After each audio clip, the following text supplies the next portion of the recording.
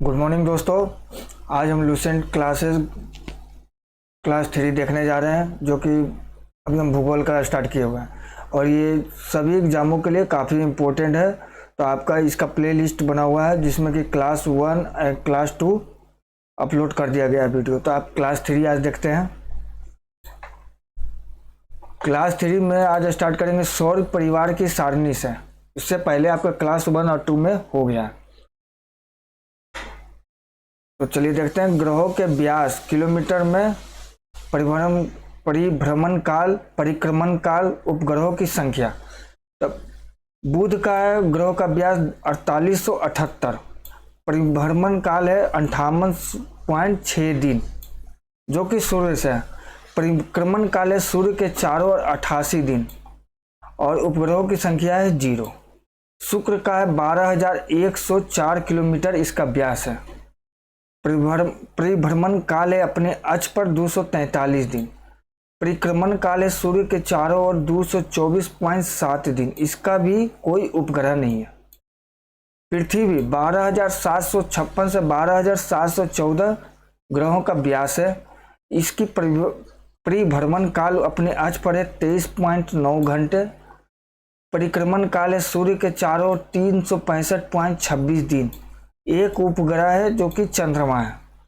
मंगल है 6796 किलोमीटर व्यास है और ये 24.6 घंटे परिभ्रमण काल है अपने अक्ष पर। परिक्रमण काल है 687 दिन का। 2 इसके उपग्रह है। बृहस्पति का है 1,42,984 किलोमीटर इसका व्यास है। 9.9 घंटे परिभ्रमण काल है अपने अक्ष पर। 11.9 वर्ष है परिक्रमण काल सूर्य के चारों ओर जो लगाता है। शनि 1,20,536 किलोमीटर इसका व्यास है। 10.3 घंटे परिभ्रमण काल है अपने अक्ष पर। 29.5 साल मतलब 29.5 वर्ष है इसके परिक्रमण काल सूर्य के चारों ओर। 62 उपग्रह है। अरुण का 51,118 किलोमीटर व्यास है। 17.2 घंटे इसका परिभ्रमण काल है अपने अक्ष पर। 84 वर्ष परिक्रमण काल है सूर्य के चारों ओर। 27 उपग्रह है वरुण के 49,100 इसकी व्यास है। परिभ्रमण काल है अपने अक्ष पर 16.1 घंटे। 164.8 वर्ष है परिक्रमण काल सूर्य के चारों। इसके 13 उपग्रह है। तो इसमें से देखते हैं कि बृहस्पति का सबसे ज्यादा उपग्रह है और सबसे ज्यादा व्यास बृहस्पति का ही है और सबसे ज्यादा समय लगता है इसका परिभ्रमण काल सूर्य के चारों ओर करने में वरुण का। चलिए लघु सौरमंडलीय पिंड क्षुद्र ग्रह। लघु सौरमंडलीय पढ़ते हैं जिसमें क्षुद्र ग्रह एस्ट्रॉयड। मंगल एवं बृहस्पति ग्रह की कक्षाओं के बीच कुछ छोटे छोटे आकाशीय पिंड है जो सूर्य की परिक्रमा कर रहे हैं, उसे क्षुद्र ग्रह कहते हैं। खगोल शास्त्रियों के अनुसार ग्रहों के विस्फोट के फलस्वरूप टूटे टुकड़ों से क्षुद्र ग्रह का निर्माण हुआ है। क्षुद्र ग्रह जब पृथ्वी से टकराता है तो पृथ्वी के पृष्ठ पर विशाल गर्त या लोनार झील महाराष्ट्र जैसे बनता है। फोर वेस्टा एकमात्र क्षुद्र ग्रह है जिसे नंगी आंखों से देखा जा सकता है।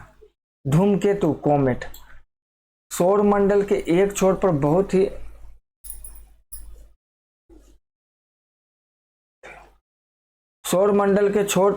ही छोटे छोटे अरबों पिंड विद्यमान है जो धूमकेतु हैं। पिछल तारे कहलाते हैं। यह गैस एवं धूल का संग्रह है जो आकाश में लंबी चमकदार पूंछ सहित प्रकाश के चमकीले गोले के रूप में दिखाई देते हैं। धूमकेतु केवल तभी दिखाई पड़ता है जब वह सूर्य की ओर अग्रसर होता है, क्योंकि सूर्य किरणें इसकी गैस को चमकीला बना देती है। धूमकेतु की पूंछ हमेशा सूर्य से दूर होता है दिखाई देता है। हेले नामक धूमकेतु का परिक्रमण काल 76 वर्ष है। यह अंतिम बार 1986 में दिखाई दिया गया था। अगली बार यह 1986 + 76 2062 में दिखाई देगा। धूमकेतु हमेशा के लिए टिकाऊ नहीं होते, फिर भी प्रत्येक केतु के लौटने का समय निश्चित होता है। उल्का उल्का प्रकाश की चमकीली धारी के रूप में देखते हैं जो आकाश में क्षण भर के लिए दमकती और लुप्त हो जाती है। उल्काएं क्षुद्र ग्रहों के टुकड़े और धूमकेतुओं द्वारा पीछे छोड़े गए धूल के कण होते हैं। तीसरा, पृथ्वी और उसके सौरिक संबंध। प्रकाश चक्र वैसी काल्पनिक रेखा जो पृथ्वी के प्रकाशित और अप्रकाशित भाग को बांटती है। पृथ्वी की दो गतियां हैं, घूर्णन और परिक्रमण, रोटेशन रिवॉल्यूशन। घूर्णन देखते हैं जिसे या दैनिक गति कहते हैं। पृथ्वी सदैव अपने अक्ष पर पश्चिम से पूर्व घूमती रहती है, जिसे पृथ्वी का घूर्णन या परिभ्रमण कहते हैं। इसके कारण दिन व रात होते हैं, अतः इस गति को दैनिक गति भी कहते हैं। परिक्रमण या वार्षिक गति।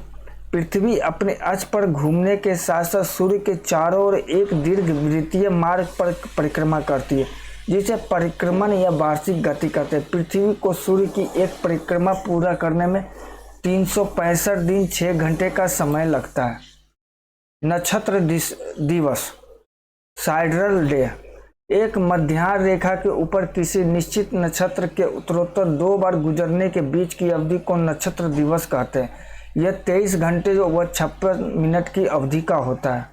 सौर दिवस, जब सूर्य को गतिहीन मानकर पृथ्वी द्वारा उसके परिक्रमण की गणना दिवसों के रूप में की जाती है, तब सौर दिवस ज्ञात होता है। इसकी अवधि पूरे 24 घंटे होती है। नोट, अपने परिक्रमा पथ में पृथ्वी सूर्य के चारों ओर 29.8 किलोमीटर प्रति सेकंड की वेग से चक्कर लगाती है।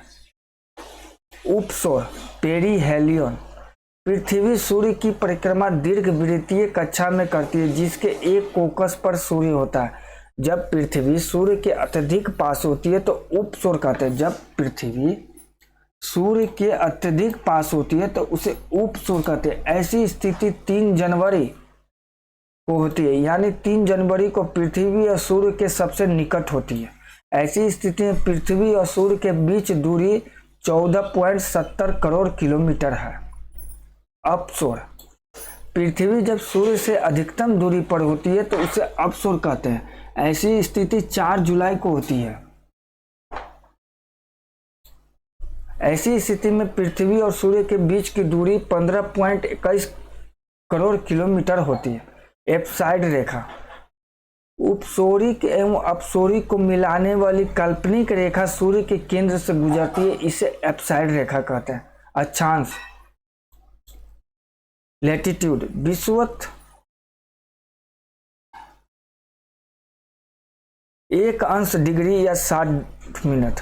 वृत्त से उत्तर या दक्षिण दिशा में 1 मिनट बराबर 60 सेकंड। किसी स्थान की कोणीय दूरी को अक्षांश कहते हैं। यह कोण पृथ्वी के केंद्र पर बनता है। इसे विषुवत वृत्त से दोनों और अंशों से में मापा जाता है। विषुवत वृत्त 0 अंश के अक्षांश को प्रदर्शित करता है। विषुवत वृत्त की उत्तरी एवं दक्षिणी दिशा में 1 डिग्री के अंतराल से खींचे जाने पर 90 अक्षांश वृत्त होते हैं, यानी किसी भी स्थान का अक्षांश 90 डिग्री से अधिक नहीं हो सकता। विषुवत वृत्त के उत्तरी भाग को उत्तरी गोलार्ध और दक्षिणी भाग को दक्षिणी गोलार्ध कहते हैं। अक्षांश समांतर, काल्पनिक रेखाओं का ऐसा समूह जो पृथ्वी के चारों ओर पूर्व से पश्चिम दिशा में विषुवत रेखा के समांतर खींचा जाता है, अक्षांश रेखा कहलाता है। अथवा भूमध्य रेखा से एक समान कोणीय दूरी वाले स्थानों को मिलाने वाली रेखा को अक्षांश रेखा कहते हैं। भूमध्य रेखा 0 डिग्री की अक्षांश रेखा है, अतः इस पर स्थित सभी स्थानों का अक्षांश 0 डिग्री होगा। भूमध्य रेखा के उत्तर में स्थित अक्षांश रेखाओं को उत्तरी अक्षांश रेखा तथा इसके दक्षिण में स्थित अक्षांश रेखाओं को दक्षिणी अक्षांश रेखाएं कहते हैं। 2 अक्षांश रेखाओं के मध्य दूरी कम से कम 111 किलोमीटर होती है। यदि अक्षांश समांतरों को 1 डिग्री के अंतराल पर खींचते हैं तो उत्तरी एवं दक्षिणी दोनों गोलार्धों में 89 डिग्री अक्षांश समांतर होंगे। इस प्रकार विषुवत वृत्त को लेकर अक्षांश समांतरों की कुल संख्या 179 होगी। भूमध्य रेखा के उत्तर में 23.5 डिग्री अक्षांश को कर्क रेखा और दक्षिण में 23.5 डिग्री अक्षांश को मकर रेखा कहते हैं। भूमध्य रेखा के उत्तर में 66.5 डिग्री अक्षांश को आर्कटिक वृत्त और दक्षिण में 66.5 अक्षांश को आर्कटिक वृत्त कहते हैं। कर्क रेखा निम्न देशों से होकर गुजरती है, जैसे ताइवान, चीन, म्यांमार, बांग्लादेश, भारत, ओमान, संयुक्त अरब अमीरात, सऊदी अरब, मिस्र, लीबिया, नाइजर, अल्जीरिया, माली, मारितानिया, पश्चिमी सहारा, बहामास एवं Mexico.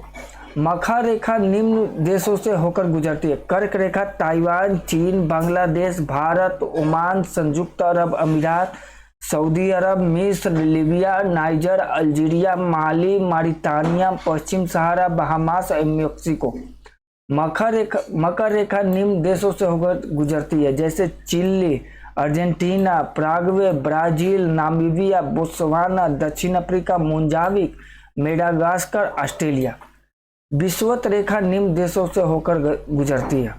Ecuador, Colombia, Brazil, Gabon, Congo गणराज्य, लोकतांत्रिक कांगो गणराज्य, Uganda, Kenya, Somalia, Maldives, Indonesia तथा किरिबाती।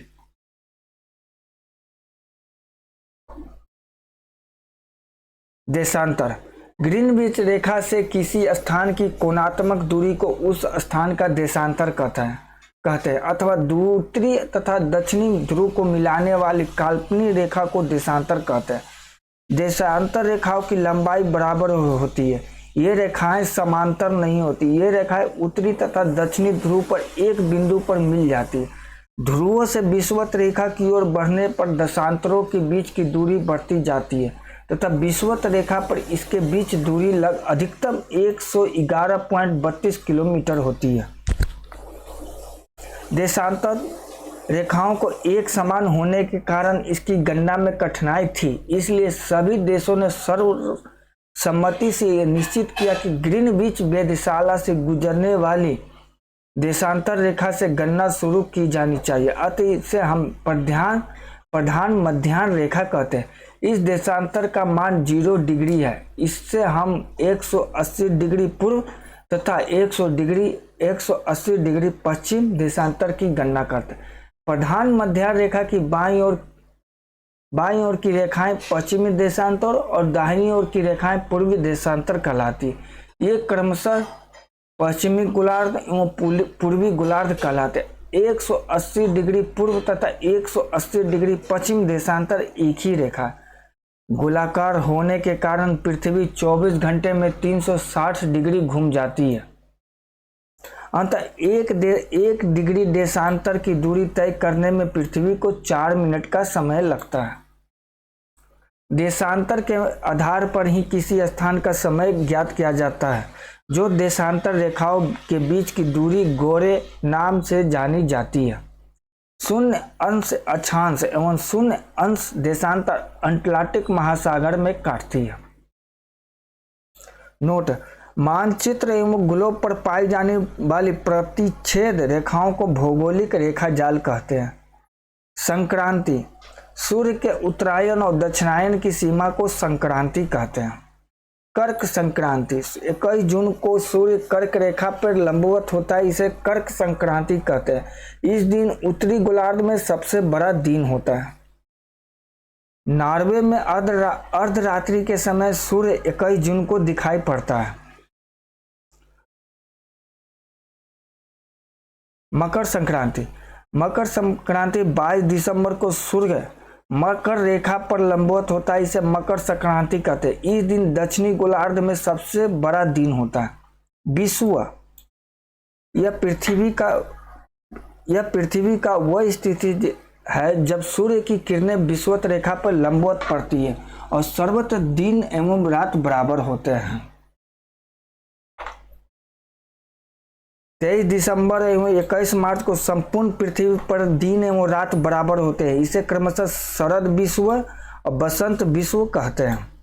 21 मार्च से 23 सितंबर की अवधि में उत्तरी गोलार्ध सूर्य का प्रकाश 12 घंटे या अधिक समय तक प्राप्त करता है। अंततः यहाँ दिन बड़े एवं रातें छोटी होते।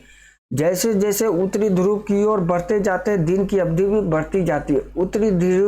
उत्तरी ध्रुव पर तो दिन की अवधि 6 महीने की होती है। 23 सितंबर से 21 मार्च तक सूर्य का प्रकाश दक्षिणी गोलार्ध में 12 घंटे या अधिक समय तक प्राप्त होता है। जैसे जैसे दक्षिणी ध्रुव की ओर बढ़ते हैं, दिन की अवधि भी बढ़ती है। दक्षिणी ध्रुव पर की इसी कारण 6 महीने तक दिन रहता है। इस प्रकार उत्तरी ध्रुव एवं दक्षिणी ध्रुव दोनों पर ही 6 महीने तक दिन और 6 महीने तक रात्रि रहती है। नोट: पृथ्वी को अपनी अक्ष पर झुकी होने के कारण दिन और रात छोटा बड़ा होता है। सूर्य ग्रहण: जब कभी दिन के समय सूर्य एवं पृथ्वी के बीच चंद्रमा आ जाने से सूर्य की चमकती सतह चंद्रमा के कारण दिखाई नहीं पड़ने लगती है, तो इस स्थिति को सूर्य ग्रहण कहते हैं। जब सूर्य का एक भाग छिप जाता है तो उसे आंशिक सूर्य ग्रहण, और जब पूरा सूर्य ही कुछ क्षणों के लिए छिप जाता है तो उसे पूर्ण सूर्य ग्रहण कहते हैं। पूर्ण सूर्य ग्रहण हमेशा अमावस्या को ही होता है। चंद्र ग्रहण: जब सूर्य और चंद्रमा के बीच पृथ्वी आ जाती है तो सूर्य की पूरी रोशनी चंद्रमा पर नहीं पड़ती। इसे चंद्र ग्रहण कहते हैं। चंद्र ग्रहण हमेशा पूर्णिमा की रात्रि में ही होता है। प्रत्येक पूर्णिमा को चंद्र ग्रहण नहीं होता है, क्योंकि चंद्रमा और पृथ्वी के कक्षा पथ में 5 डिग्री का अंतर होता है, जिसके कारण चंद्रमा कभी पृथ्वी के ऊपर से या नीचे से गुजर जाता है। एक वर्ष में अधिकतम 3 बार पृथ्वी के उप छाया क्षेत्र में चंद्रमा गुजरता है, तभी चंद्र ग्रहण लगता है। सूर्य ग्रहण समान चंद्र ग्रहण भी आंशिक अथवा पूर्ण हो सकता है। समय का निर्धारण: एक देशांतर का अंतर होने के समय में 4 मिनट का अंतर होता है। चूंकि पृथ्वी पश्चिम से पूर्व की ओर घूमती है, फलतः ग्रीनविच से पूर्व की ओर बढ़ने पर प्रत्येक देशांतर पर 4 मिनट बढ़ता जाता है, तथा पश्चिम जाने पर प्रत्येक देशांतर पर समय 4 मिनट घटता जाता है।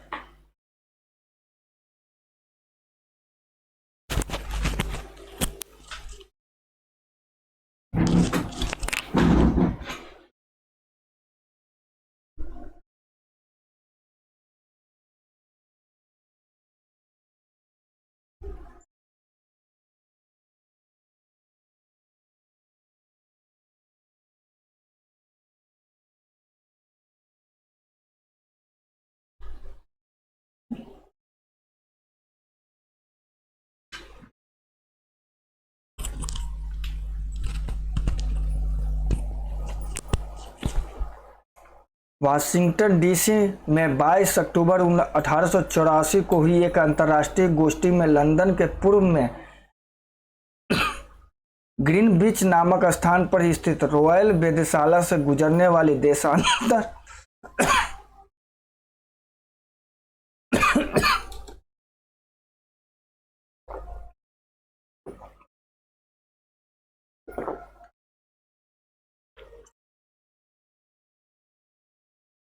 वाशिंगटन डीसी में 22 अक्टूबर 1884 ईस्वी को हुई एक अंतर्राष्ट्रीय गोष्ठी में लंदन के पूर्व में ग्रीनविच नामक स्थान पर स्थित रॉयल वेधशाला से गुजरने वाली देशांतर रेखा को प्रधान मध्याह्न माना गया है और इसे ग्रीनविच मध्याह्न का नाम दिया गया।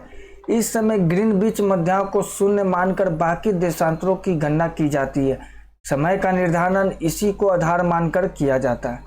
अंतर्राष्ट्रीय तिथि रेखा: 180 डिग्री देशांतर को अंतर्राष्ट्रीय तिथि रेखा कहा जाता है, क्योंकि इस रेखा के दोनों ओर तिथियों में एक दिन का अंतर होता है। ग्रीनविच देशांतर तथा 180 डिग्री देशांतर के बीच 24 घंटे का अंतर होता है। 0 डिग्री से 180 डिग्री पूर्व की ओर जाने पर 12 घंटे अवधि लगती है और यह ग्रीनविच समय से 12 घंटे आगे होता है। इसी प्रकार 0 डिग्री से 180 डिग्री पश्चिम की ओर जाने पर ग्रीनविच से 12 घंटे पीछे का समय मिलता है। यही कारण है कि 180 डिग्री पूर्व एवं पश्चिम देशांतर में कुल 24 घंटे अर्थात एक दिन रात का अंतर होता है। उदाहरण के लिए यदि ग्रीनविच पर बृहस्पतिवार 25 सितंबर 2003 को दोपहर के 12 बजे हो तो 180 डिग्री पूर्वी देशांतर पर 25 सितंबर 2003 को मध्य रात्रि होगी, जबकि 180 डिग्री पश्चिमी देशांतर पर 24 सितंबर 2003 ईस्वी की मध्य रात्रि होगी। इसका अर्थ यह है कि 180 डिग्री देशांतर के दोनों ओर दो अलग अलग तिथियां पाई जाती है। जब इस रेखा को पूर्व की ओर लांघते हैं तो एक दिन दोहराया जाता है और इसे पश्चिम की ओर लांघते हैं तो एक दिन कम किया जाता है। इसे इस प्रकार याद किया जा सकता है। वास्तव में अंतर्राष्ट्रीय तिथि रेखा पूर्णतः 180 डिग्री देशांतर का अनुसरण नहीं करते। यह 180 डिग्री देशांतर के दाएं एवं बाएं मुड़ जाती है ताकि स्थलीय भागों का विभाजन न हो और लोगों को तिथि के बारे में भ्रम न हो। साइबेरिया को विभाजित होने से बचाने एवं साइबेरिया को अलास्का से अलग करने के लिए 75 डिग्री उत्तरी अक्षांश पर यह पूर्व की ओर मोड़ी गई है। बेरिंग सागर में यह रेखा पश्चिम की ओर मोड़ी गई। फिजी द्वीप समूह एवं न्यूजीलैंड के विभिन्न भागों को एक साथ रखने के लिए यह रेखा दक्षिणी प्रशांत महासागर में पूर्व दिशा की ओर मोड़ी गई। अंतर्राष्ट्रीय तिथि रेखा आर्कटिक सागर, चुक्की सागर और बेरिंग स्ट्रेट व प्रशांत महासागर से गुजरती है। अंतर्राष्ट्रीय तिथि रेखा आर्कटिक सागर, चुक्की सागर, बेरिंग स्ट्रेट और प्रशांत महासागर से गुजरती है। दोस्तों ये मैप एक बार देख लीजिएगा आप लोग। 1884 ईस्वी में वाशिंगटन में संपन्न इंटरनेशनल मेरिडियन कॉन्फ्रेंस में 180वें याम्योत्तर को अंतर्राष्ट्रीय तिथि रेखा निर्धारित किया गया। ऐसा इसलिए किया गया ताकि विभिन्न देशों के मध्य यात्रियों को कुछ स्थानों पर एक दिन का अंतर होने के कारण परेशानी न हो। नोट: बेरिंग जल संधि अंतर्राष्ट्रीय तिथि रेखा के समांतर स्थित है। तो समांतर आज कल से नेक्स्ट समय जोन वो मानक समय कल का क्लास में करेंगे, क्लास 4 में। तो थैंक यू।